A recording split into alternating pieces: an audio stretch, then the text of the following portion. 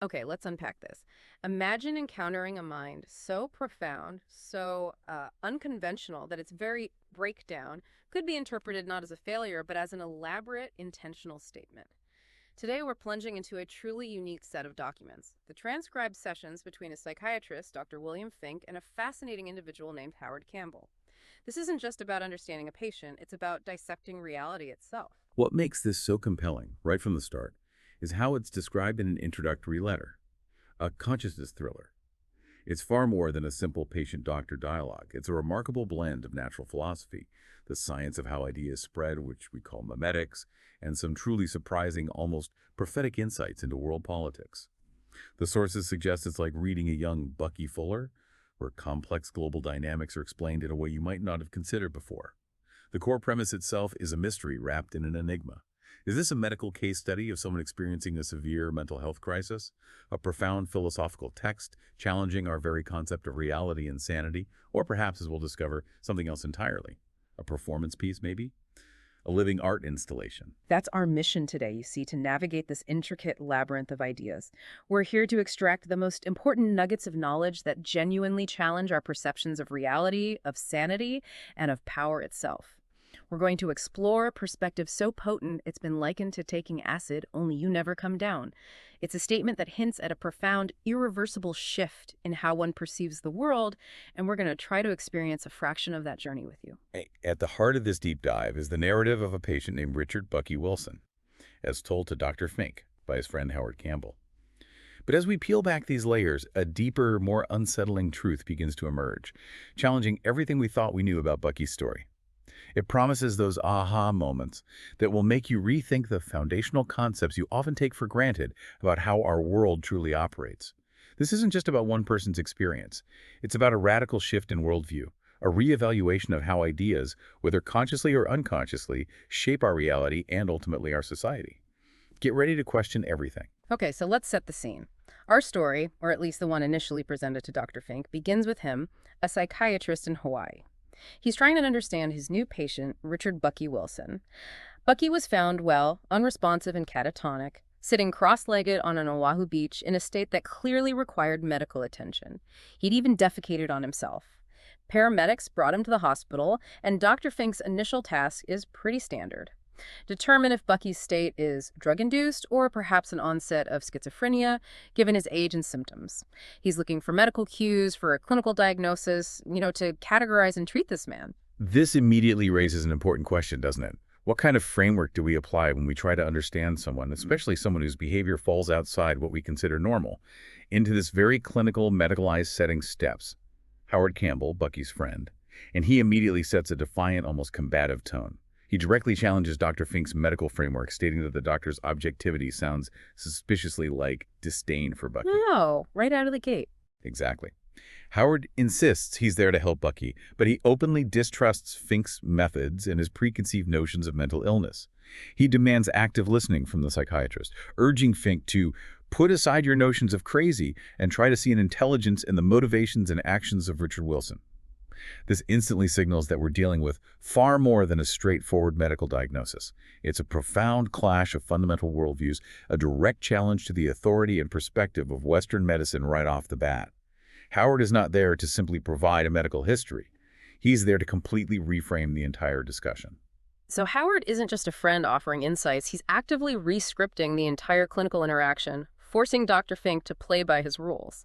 It's a fascinating power dynamic playing out right there in the psychiatrist's office. He even hints at a deeper game at play, stating to Dr. Fink, and this is a quote, "Neither of us can immediately give the other what he wants. I suspect we'll get along fine so long as our hopes are respected. They may not be fulfilled, but our expectations must be treated with honor." Mm-hmm. It's not just a polite chat, it's a negotiation. Right. A subtle assertion of control where Howard is demanding respect for Bucky's perspective, no matter how unconventional it might seem to a psychiatrist. He's essentially saying, your cosmography, your entire map of reality, how you structure your understanding of the world, is fragile, and you're overcompensating by trying to force Bucky into it.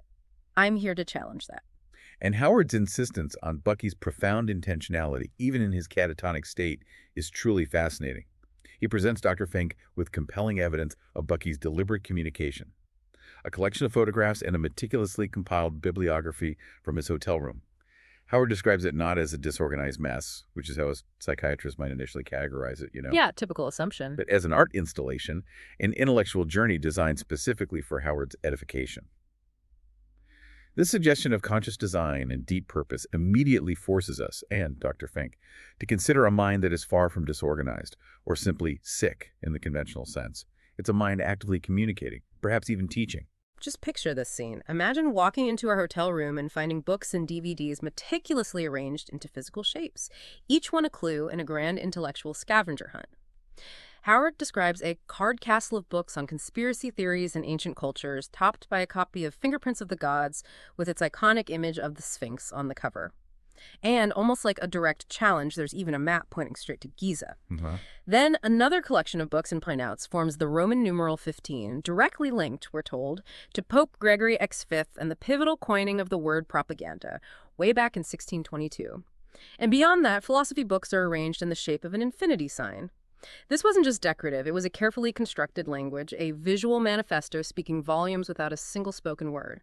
Exactly. This wasn't random chaos. Howard emphasizes that each constellation of books and mixed media was in the form of something it represented.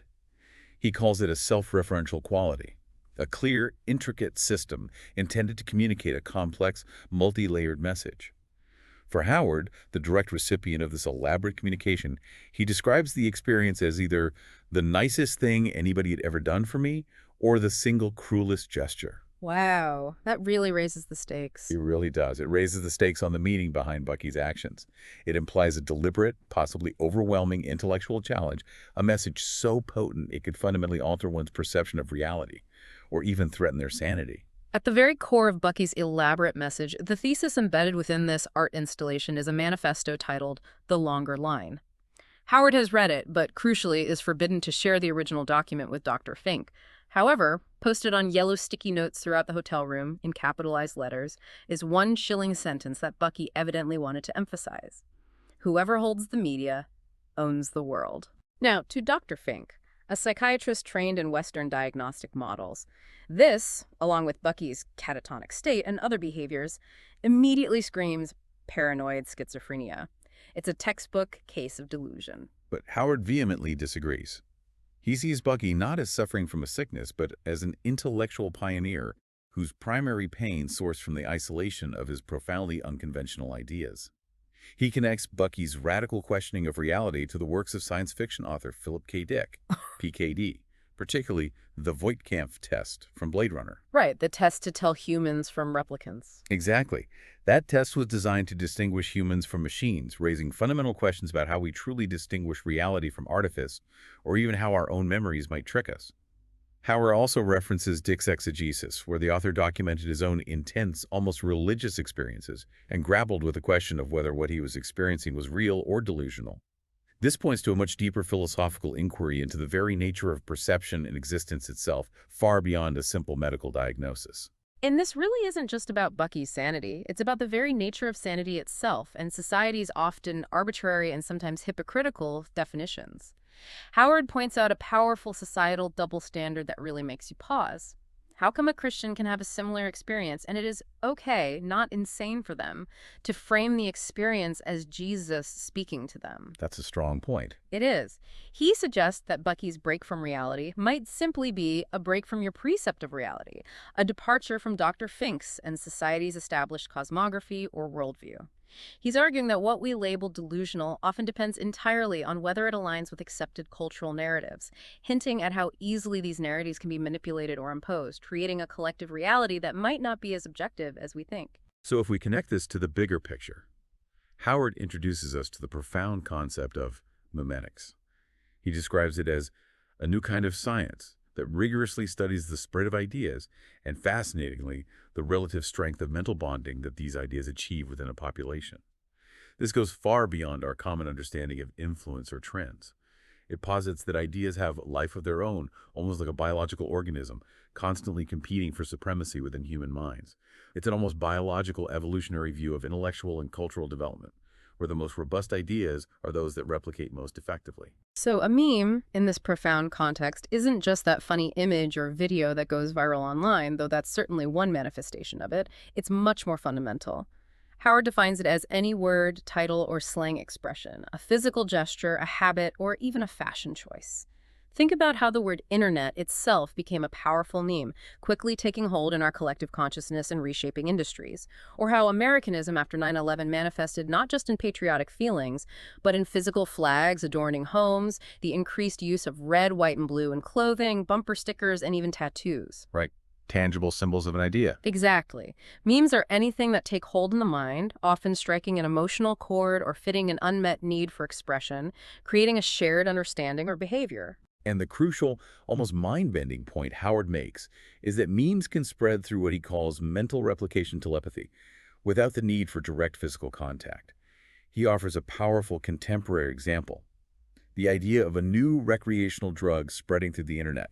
Historically, a new drug would spread physically, someone would actually offer it to another, demonstrate its use, and then that person would pass it on. Yeah, person to person. But now, the idea of using that drug, its perceived effects, its cultural cachet, can be transmitted from mind to mind, across continents, purely through information, without any physical demonstration.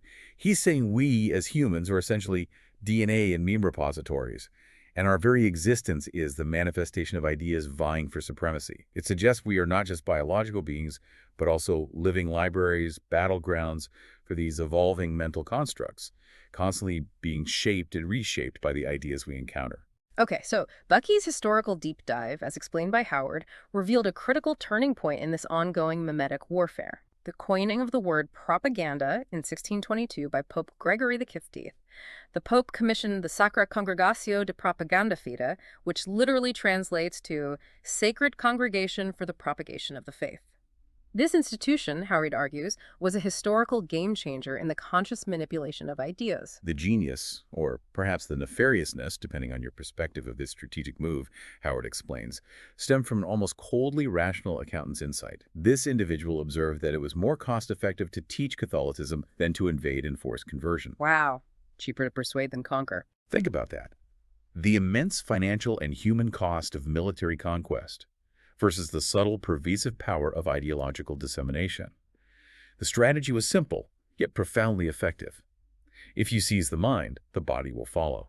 Bucky, understanding this, considered this moment to be the birth of capitalism in a sense, as well as seeing Pope Gregory V as the first memetic warrior with a mass media plan. And the word propaganda itself, Howard notes, was originally synonymous with education to Catholics, but an evil word to Protestants, immediately highlighting how even terminology can be memetically charged and weaponized depending on who is hearing it. This concept of propaganda as the intentional propagation of false facts or influence for an agenda deeply shapes how Bucky viewed society. It highlights that consensus is structure. Physics teaches us that structure is stored energy. For consensus, the power is in the accumulation of agreement and has nothing to do with the truth of the perception. This means a shared belief, even if demonstrably untrue, can create immense power and control simply through its widespread acceptance. This is where it gets really interesting, and frankly, a bit unsettling. Bucky believed that modern society is ensnared by what he called dominant thoughts. He even referred to them as idea viruses that take over a brain, fundamentally reshaping a person's entire operational system. He capitalized this insidious, pervasive force as it. For Bucky, politics wasn't just a competition of policies, but a battle of ideas, with it being extraordinarily good at spawning with fidelity and recruiting additional brains. So it is like this master meme almost. Kind of, yeah. He even suggested that it manifested in something called neurasthenia, a concept from George Beard's 1881 book, American Nervousness, Its Causes and Consequences. Beard described neurasthenia as a wealthy disease, afflicting those with highly charged brains who primarily engaged in abstract mental work, but not those who primarily worked with their hands. Howard sums it up as attaka, playing in symbols too much. And this, Howard explains, means society, constantly manipulating symbols and abstract ideas, finds temporary relief in remedies that don't actually cure the underlying sickness that it perpetuates. Think about the historical example of cocaine in early Coca-Cola, marketed as a restorative tonic, or even the modern corporate coffee break. These aren't actual cures for neurasthenia, but rather ways to sustain this sick mode of thought and continuous mental activity demanded by a hypersymbolic world. Just papering over the cracks. Exactly. Bucky, deeply influenced by Foucault's critiques of societal control and power structures, also argued that criminology is inherently flawed because it only studies failed criminals, completely ignoring a powerful cast of outlaws that consistently break the law without repercussions. He called the entire field intelligent, beautifully constructed, theoretically robust, but utterly irrelevant to the real world, where powerful individuals break laws with impunity and without consequence. Wow, intelligent. That's blunt. It is. This directly connects to Bucky's belief in a confederacy of dunces that had no formal association, where consensus, rather than fact, justice, or objective truth, holds ultimate sway, perpetuated by those who control the flow of ideas and benefit from it. Okay, so let's shift to how Bucky tried to illustrate these ideas. To illustrate his profound ideas about the illusion of division and the nature of perception, Bucky employed a unique visual aid, a modified set of billiard balls. Instead of a normal set of solids and stripes, he had one cue ball and 14 black and white balls, graduated from almost pure white to a completely black 8-ball, with increasing amounts of black on each. Attached was a note asking a seemingly simple yet deeply philosophical question. Is an 8-ball a black ball with a small white circle, or a white ball with a black circle that almost covers the entire ball? It's a simple visual, but it hides a really profound philosophical question about how we define and categorize, doesn't it? Exactly. It makes you stop and think. This raises an important question for us all, doesn't it? How do we perceive unity and division in the world? This seemingly simple puzzle, Howard explains, reveals a profound insight Bucky had, that our schools are blinding us to the concept of one. Bucky was extremely frustrated by scientists who would ask, what was outside the universe? His answer was categorical: nothing, no thing. Everything is included in the universe. There's only one, God, universe, same difference. So it's all interconnected. For Bucky, yes. This is our fundamental worldview. Our cosmography shapes everything. He viewed perspective and religion as virtually interchangeable words, emphasizing how deeply our ingrained beliefs dictate what we perceive as reality. This challenge to division is about trying to see the underlying unity in all of existence, to move beyond artificial boundaries. And this quest for one, this underlying unity, connects directly to the visionary Buckminster Fuller. Howard describes Fuller as a modern-day Cassandra, someone who foresaw and warned about impending doom, specifically that our current economic system is on a mathematically unsustainable trajectory towards implosion. Fuller, in his monumental work Cosmography, describes a looming dark age where this prison has no steel bars. Instead, it is locked by disorientation and built from misinformation. That's a powerful image. Yeah. Locked by misinformation. Isn't it? Fuller argued that we live under a false assumption of scarcity cleverly propagated by elites to maintain their position and disproportionately distribute the abundant resources of what he called Spaceship Earth. This really resonated with Bucky's own burgeoning understanding of how society is controlled and how our perception is manipulated. What's truly mind-bending, and what caused a dramatic shift in Bucky's worldview, was a stunning personal discovery. He found himself literally named in Fuller's Cosmography. The book references a specific 1979 meeting in Los Angeles where Fuller met with a group of young people who had read his books and prepared questions. Fuller specifically recalled, and this is a quote, "The oldest, a boy, was 12. He said he was interested in the tricks of magicians." And that was Bucky. That boy, Howard confirms, was Bucky. This deeply personal validation, seeing himself written into the prophecies of a visionary like Fuller, was a massive catalyst for Bucky.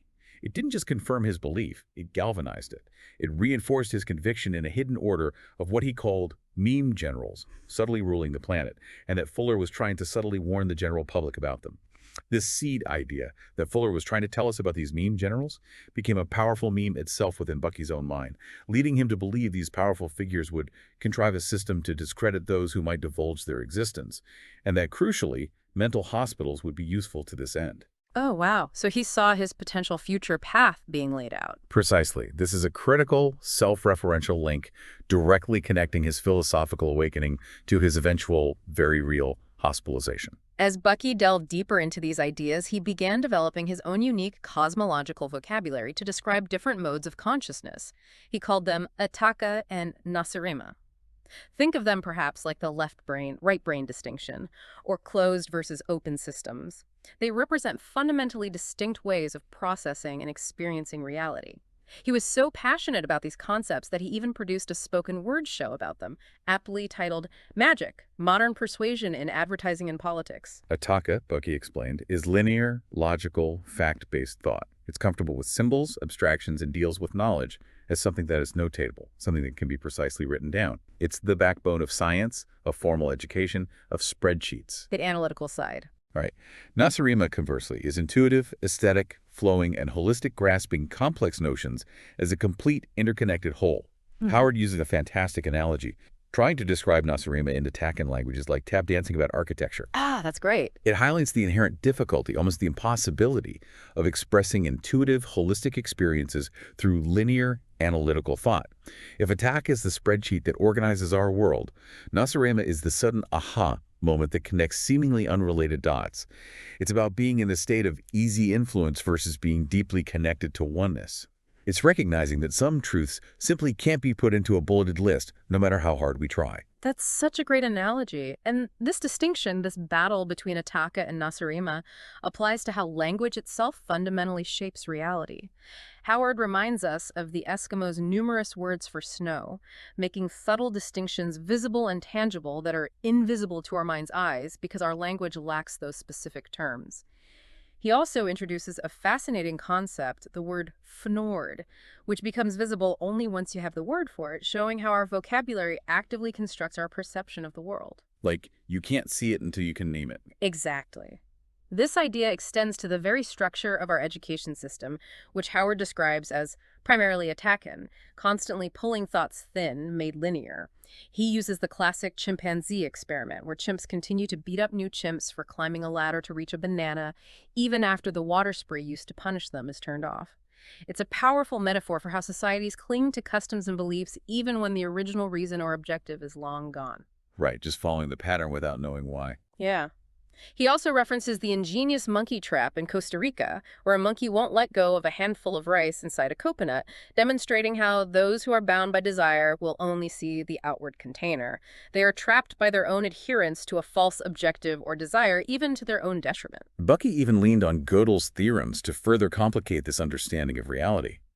In essence, Gödel's incompleteness theorem suggests that within any sufficiently complex, formal system like, say, our logical understanding of reality, or even a mathematical system, there will always be truths that exist outside that system, truths you can't prove or disprove using the system's own rules. So there are limits to logic itself. Precisely. It opens up this fascinating space for ambiguity, for truths that defy purely linear attack and thought. He contrasts this with the Church's historical war on science, arguing that religion often operates outside of purely attack and logic, yet paradoxically, scientific thought, when pushed to its absolute limits, often reveals how little we truly know and how many questions remain unanswered, sometimes even unknowable within its own framework. So this wasn't just abstract philosophy for Bucky, it was a deeply personal, lived experience. Howard describes Bucky's mental experimentation, creating waves and patterns in his visual field, almost like he was consciously manipulating his own perception. And then came the onset of Bobby, the chatterbox voice in his head, which Bucky explicitly distinguished from a problem-solving one. Bobby? Yeah, Bobby was an ever-present, incessant commentator, always talking, always narrating whenever Bucky was awake. Imagine having that constant internal monologue, but with an external, distinct quality. And as Bucky explored these new modes of consciousness, his dream experiences intensified dramatically, bleeding into his waking life, leading to vivid, almost premonitory hallucinations. He dreamt of flying, of meeting magicians, a significant term, as Benjamin Garth was his own stage name. He even had a sensual encounter with a woman named Ginger Parker, which was abruptly interrupted by the voice of Bill Scully. This vivid, almost prophetic dream foreshadows events to come, blending his rich internal world with elements of his external reality. We also learn about a pivotal acid trip, a profound experience involving 120 students at Bennington College the night before graduation. It was during this trip that Bucky first had the vision of mean generals and the chilling realization that the world was controlled by a powerful hidden few. This was the seed idea that led to Bucky's newfound worldview and eventual hospital incarceration. He intuitively understood that money, while powerful, was meaningless if people wouldn't accept your currency, but the power to garner consensus was far more potent than any monetary system. Okay, let's move into the next phase then. Following his awakening, Bucky came to perceive Bennington College itself in a new light. He saw it as a modern-day Witch Mountain monastery, a place where students were assimilated into the way of Sufism through the ordeal of a testing mechanism. His speculation was that if one wasn't successfully assimilated, they might face being discredited, banished, or abandoned. This frame of mind, deeply influenced by his readings and intense personal experiences, shaped how he interpreted every interaction and event. It's like everything became a potential sign or symbol. So, what does this all mean for Bucky as he's living this? He began finding secret Sufi symbols everywhere, almost as if the world was communicating with him in a hidden language. He saw bats, for instance, in a large painting in the cafeteria, on a brooch worn by a staff member, and most notably in the earrings worn by the school psychologist, Trudy. When he explicitly asked Trudy if she was a Sufi, her denial, rather than disproving his theory, was interpreted by Bucky as confirmation, a classic case of what he saw as an undercover agent denying affiliation. Right. Denial confirms suspicion in that mindset. Exactly. This flawed logic, as Howard calls it in hindsight, made perfect sense to Bucky at the time, deeply reinforcing his belief that Bennington was a magic mountain where he was undergoing a secret initiation. His reading of the Illuminatus trilogy further cemented this idea, describing a counter-establishment united by cause, but unlinkable, unthinkably connected because there was no label under which to associate them. He became convinced he was being tested and feared being discredited, banished, or abandoned by this secret order, legally labeled insane if he failed. The events leading to Bucky's hospitalization become this strange, almost theatrical blend of what others saw as necessary intervention and what Bucky perceived as a complex, symbolic initiation. Trudy, along with Bill Scully and Maggie Shaw key figures in his Bennington life, decided Bucky needed outside help at a mental hospital. But Howard highlights the symbolic coincidences that Bucky, through his Nasirman lens, interpreted as undeniable parts of the game. Like the duffel bag. Yes. Outside his door, a duffel bag appeared with $6 and $17, totaling $23, a number highly significant to Bucky, often associated with the Illuminati or psi phenomena. At the hospital, Bucky was initially assigned to room 623, another Illuminati sign to him, 6 plus 2 plus 3, 11, which relates to 23, which was then mysteriously changed to 624. These details, whether actual coincidences or meticulously observed patterns, were interpreted by Bucky as undeniable confirmation of his initiation to a larger hidden order, a secret society that was now actively engaging with him. During his admission to the hospital, Bucky's responses were truly unique. He was described as hyper-literal and yet free associating, a fascinating paradox. When asked about God, he famously replied, "First of all, she's black." An old joke he knew would be perceived as delusional by the medical staff, but to him it was a subtle act of defiance, a test of their perception, and a way to challenge their assumptions. Playing the game, in a way. Exactly. He also saw the phone in his room as potentially connected to the overarching organization, and even viewed his food menu as an initiation test, carefully ordering vegetarian meals and trying to create variety while maintaining balanced nutrition, as if proving his discipline and intellectual rigor to an unseen observer. His entire reality, every single detail, was completely reframed through this lens of a secret game, an ongoing initiation. The most harrowing and transformative part of Bucky's hospitalization, according to Howard, was the involuntary Haldol injection. After making what was perceived as a psychic threat to a nurse, whom he mentally labeled Nurse Ratchet in a nod to One Flew Over the Cuckoo's Nest, he was subdued by orderlies and forcibly injected. Howard emphasizes Bucky's intensely vivid perspective during this. Bucky describes seeing an air bubble in the syringe, reasoning later it was a hallucination, a trick of his mind. Terrifying. He initially fought resistance, then yielded, saying, "Let the Wookiee win. Let the Wookiee win. Jabberwockies abound." He was aware and thinking, but trapped in a body he couldn't control. His tongue hanging out, unable to taste or speak coherently, effectively silenced and immobilized. He blacked out shortly thereafter. It was a profound loss of autonomy, a forced submission to the system. That experience, being aware and thinking, but utterly trapped in his own body, profoundly shaped Bucky's understanding of the system's power. Howard, drawing directly from Bucky's notes, offers his own safety tips for anyone facing future hospital stays. They're surprisingly practical, almost like a strategy guide for navigating institutional control. Never make direct threats. Always claim you're allergic to Haldol. Order lots of food, because they'll give you side dishes but no snacks. And if you're an addict, bring your own smokes, because they won't provide them. It's grimly pragmatic advice. It is. Howard then critically dissects the medical establishment itself, noting that English psychologists were once called alienists because they treated alienated people, a term he pointedly applies to many modern psychiatrists as being disconnected themselves from the very human experience they claim to treat. It's a powerful indictment. Bucky's path to release was therefore not a passive recovery, but a conscious strategic decision to play their vocabulary. He realized very lucidly that mental hospitals are anti-clubs.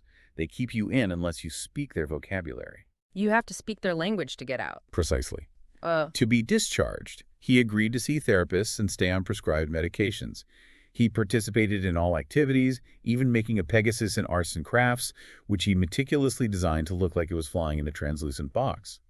Doctors, observing this rapid recovery, quickly re-diagnosed him as manic-depressive bipolar, believing that a true schizophrenic couldn't recover to this level of normality this quickly. This shift in diagnosis, Howard points out, was based entirely on Bucky's compliance and his ability to speak the attack-in language of the institution, not necessarily a true change in his underlying cosmography or lived experience. And this brings us back to Bucky's powerful concept of the frog in boiling water, how people and society can slowly accept an abnormal, even harmful state as normal because the change is gradual.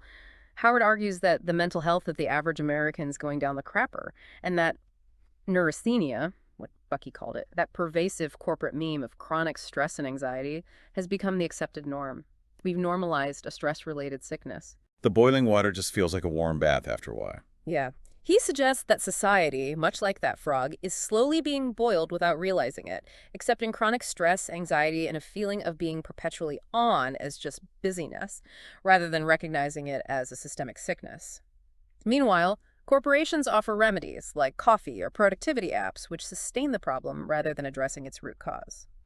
Bucky, crucially, refused to accept that average equals normal. He saw that as the most dangerous delusion of all. And now, you've been on this journey with us following Bucky's incredible story, Howard's compelling narrative. But here's where it gets really interesting, perhaps even mind-bending in a way that truly blurs the lines of reality. The meta-narrative explodes when Dr. Fink, frustrated and disbelieving, confronts Howard with a stunning revelation. Bucky never went to Bennington. Bucky doesn't exist. Wait, what? Yeah. Howard, the faithful friend, is labeled a complete fraud by the disbelieving doctor, who confirms that the Southern Vermont Mental Hospital has no record of a Richard Wilson being admitted on April 6, 1993, or any other time. It's a complete narrative implosion. But Howard doesn't flinch, not even for a second. His composure is chilling. He calmly admits, every single thing that I said happened to Richard at Bennington actually happened to me. So it was all his story. All is. He explains that he was invited by Richard, not a separate person, but an internal concept, a part of himself, a mutated thought train, to explain these ideas. And his contact with Dr. Fink, which might seem like an accident, was to Howard a bizarre coincidence that only confirmed his deeply held belief that there are no coincidences. This immediately reframes the entire preceding narrative, transforming it from Bucky's story into Howard's deeply personal journey, his own 8-day stay in a mental hospital, a direct manifestation of the concept he just described. Okay, my head is spinning a bit here. Mine too. And the compiler's notes within our source material reveal that Howard Campbell is indeed a real, accomplished individual. He's not just a fictional character's friend. He's an award-winning magician from the Academy of Magical Arts, an advertising strategist who helped launch Gundam in America, and even won a silver Effie for his work on Yamagi yo-yos, an expert in perception and influence. A magician and a marketing guy. Of course. Right. He's also the author of the manuscript The Longer Line, originally titled Twisp and later Manufacturing America, which details his own experiences and theories. This truly deepens the consciousness thriller aspect, as Howard himself embodies the very magician and meme general roles he describes, leveraging his expertise in persuasion and marketing to dissect reality. He even wrote a book about his own hospitalization, turning his personal crisis into a work of philosophy and critique. So Howard, having revealed himself as the true subject, then explains his profound motivation. He's using this living art of ideas, his writing, his sessions with Dr. Fink, to prompt what he calls a root expansion of thought, challenging our deeply ingrained perceptions. He pushes Dr. Fink, and by extension us, the listeners, with truly provocative questions. What if meaning is an illusion? What if replication is intelligence? What if intentional replication is consciousness? Heavy questions. Very. These aren't just academic musings. They strike at the very heart of how we define existence, awareness, and our place in the world. What if our fundamental assumptions are wrong? He backs this up by citing Dr. Ash's line length study, a chilling experiment where subjects who complied erroneously with a group consensus on line length, meaning they ignored their own perception of truth, their own senses, to go along with the group, had a shocking outcome. About a third of them suffered verifiable mental breakdowns within a year. Just from conforming against their senses. Apparently so. This, Howard reveals, is the syllogism behind his manifesto's title, The Longer Line. Seeing something that you see is wrong and not speaking out about it is dangerous to your health. His writing and these very sessions with Dr. Fink are his path to sanity, his way to externalize and process his mutated thought train. He clarifies his Ataka and Nasarema framework, mapping manic states to high-flying Nasarema, characterized by heightened connectedness, flow states, and religious or spiritual experiences, and depressive states to deep-dwelling Ataka, inward focus, static, repetitive thoughts, and a profound lack of connection. He critically suggests that psychologists, by forcing attack and descriptions onto inherently Nasariman experiences, can actually cause greater disintegration in patients rather than healing because they are imposing the wrong framework. Howard then launches a full frontal assault on conventional systems, equating powerful corporations to a new church and their CEOs to contemporary priests. He argues that these priests use money and job security as threats, much like religious leaders historically use concepts of God and hell to control parishioners. Money is the new hell, basically. Pretty much. He critiques Dr. Fink's very profession, stating that abnormal psychology, much like criminology, only studies failed endeavors. It focuses on what's wrong with people, the aberrations, rather than questioning the underlying system that might create these aberrations. He believes that prescribing Ritalin to exceptional youth actually suppresses new philosophy, serving the elite's goal of maintaining the status quo, comparing Fink's role to that of a psychologist in Nazi Germany.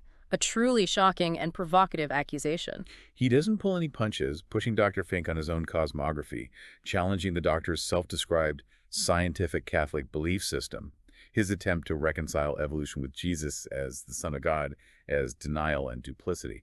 He goes so far as to see Fink as elitist scum who unwittingly holds others down without seeing it, that pervasive corporate mean, that insidious force. So he sees Fink as part of the problem, unconsciously. Completely. Howard argues that thinking proves you exist, it doesn't prove external reality, and that the matrix is culture. No metaphor, the matrix is real. He sees the predominant culture as an ideology, a memeplex that fundamentally shapes perception and is designed to maintain control. Howard's ultimate objective is to diminish consumerism as we know it and seed the healing of our planet with Prognosis 2000, his almanac designed to create a phenomenological connection to natural cycles. He argues for new media to counter the barrage of 3,000 corporate memes a day that bombard us, constantly fostering that collective neurasthenia, or it. In a truly climactic and shocking move, Howard reveals his ultimate balking against the system, his final, calculated act of defiance. He sent a letter to the American Medical Association detailing Dr. Fink's practices at the children's school in Kainohe, specifically including prescribing medications to his own nephew. Howard states this is grounds to have your medical license suspended. Wow, he went there. He really did. This isn't just an accusation or a critique. It's a direct, calculated attack, turning the tables on the power dynamic, essentially dismantling Fink's authority in the very space he operates. This act, Howard explains, is his way of undermining the inhumanity of the system, drawing a parallel to Oskar Schindler undermining the Nazis by making munitions that never actually work. He tells Fink, quite chillingly, when we are undermining the inhumanity of the system, we are the Illuminati. Redefining the Illuminati entirely. Completely. This redefines the Illuminati not as a secret cabal of oppressors, but as those who actively resist and subvert the inhumanity of the established order. He then declares, I am Jesus, but not like one of your delusional patients. I am a son of God. God is within me like he was within Jesus. This is a claim to self-actualized divinity, rooted in his belief that God is within each of us if we quiet our minds enough to listen. And as his final fiery pronouncement, he recites the full Ezekiel 25.1 quote, made famous by Pulp Fiction, a powerful statement of righteous vengeance against those who poison and destroy his brothers. And his final unsettling act is a command to Dr. Fink, a psychological psychic kill and a memetic implantation designed to dismantle Fink's rigid worldview. He says in a deliberate, almost hypnotic cadence, "Now sleep. Sleep, my friend. Sleep is restorative. When you wake up, this will all be here. As long as you sleep, you are safe from reality. Sleep, my friend. Sleep like you have never slept before. You are safe here. You are among friends. Here they care for people who sleep with their eyes wide shut. You are feeling drowsy. Dream a better dream. Flutter by, butterfly. Flutter by." It's a calculated hypnotic delivery, forcing Fink to confront his own denial and deeply question the corporate religion he unwittingly serves, leaving him in a state of profound psychological vulnerability. It's intense. So what does this all mean for us after journeying through such a mind-bending deep dive? We've explored a radical challenge to our assumptions about sanity, about reality, and about the pervasive, often unseen power of ideas. We've seen how one individual, Howard Campbell, used a fictional alter ego and his own lived experience, his own mutated thought train, to deliver a profound, deeply personal, and highly strategic critique of modern society and its subtle control mechanisms, all wrapped up in what truly became a consciousness thriller. The insights into memetics, the conscious and often unconscious manipulation of perception through corporate memes, and the very nature of what we deem normal versus insane are not easily dismissed once you've truly considered them. Howard Campbell's story, or rather his deliberate performance of it, suggests that the system is far more subtle and pervasive than we often imagine, shaping our thoughts and actions without our conscious awareness. He forces us to recognize that our individual and collective cosmography, our map of reality, might actually be blinding us to the true terrain, locking us into a narrow understanding of what's possible. And he forces us to ask ourselves, what happens when our old flat earth of conventional reason becomes less and less adequate to handle the experiences we have? And what is the personal cost of seeing truths that others cannot or will not acknowledge? Howard's story suggests that active resistance to an erroneous group consensus can indeed be dangerous to one's health, but that silence, the failure to speak out against what you perceive as wrong, is equally, if not more, perilous. This entire deep dive, then, serves as a powerful encouragement for you, the listener, to actively question your own cosmography, to discern true will from programmed desire, and to recognize the inherent power of language and ideas to both enslave and liberate. It's a profound call to move beyond the superficial, the purely attacking, and the unchallenged consensus, to truly see, to truly question, and to perhaps finally wake up. As you go about your week, consider this. Are you unknowingly participating in a corporate religion that dictates your beliefs and desires? And what would it truly take for the Finnegans to wake, as Howard put it, for society to shed its collective topsy-turviness and embrace a new, expanded reality? What new labels and perspectives would you need to create within your own mind to finally see it, that pervasive corporate meme, for yourself?